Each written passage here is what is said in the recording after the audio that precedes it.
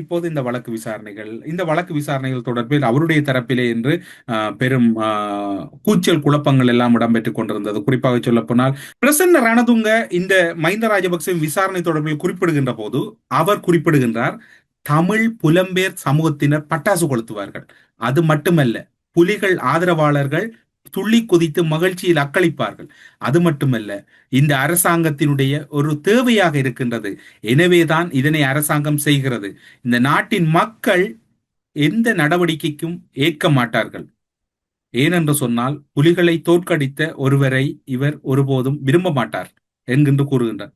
தன்னுடைய தம்பியின் விசாரணை தொடர்பில் பார்வையிடுவதற்காக வந்த சமல் ராஜபக்சவும் கூறுகிறார், என்ன இடம்பெறுகிறது என்பதை பார்வையிடுவதற்காகவே நான் இங்கு வந்தேன் என்று மஹிந்த ராஜபக்சவின் சகோதரர் சமல் ராஜபக்ச கூறுகிறார்.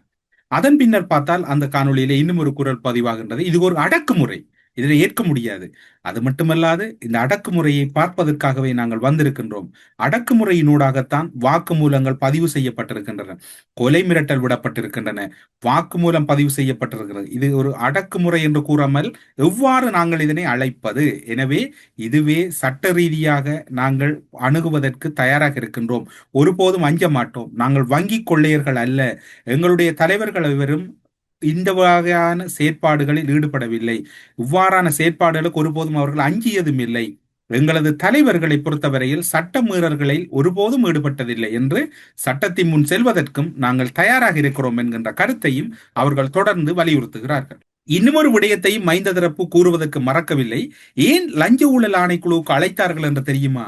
அது வேறு ஒன்றுமல்ல, அதாவது புலிகளின் தலைவருக்கு எதிராக செயற்பட்டார், அவருடைய விவகாரங்களை முழுமையாக கையாண்டதனால் தான் இவர்கள் லஞ்ச ஊழல் ஆணைக்குழுவுக்கு அழைத்தார்கள்.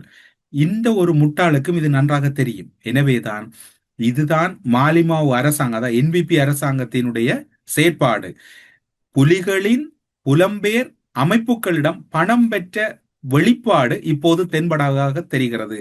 எனவே இது புலம்பெயர் அமைப்புகளையும் புலிகள் அமைப்புகளின் உறுப்பினர்களையும் திருப்திப்படுத்துகின்ற ஒரு செயற்பாடு என்பதனையும் அவர் கூறுகின்றார். அதாவது புலிகளுக்கு எதிரான போர் வெற்றி கொள்ளப்பட்ட மாதத்தில், அது மட்டுமல்லாது அந்த அமைப்பின் தலைவரையும் எதிராக செயற்பட்ட மாதத்தில் இந்த மஹிந்த அழைக்கப்பட்டிருக்கின்றன என்பது மிகவும் உன்னிப்பாக அவதானிக்கப்பட வேண்டியது மட்டுமல்ல, புலம்பெயர் சமூகத்துக்கு வழங்கப்பட்ட வாக்குறுதியை நிறைவேற்றுகின்ற செயற்பாடு என்பதையும் அவர்கள் தரப்பு உறுப்பினர் கூறுகின்றார்.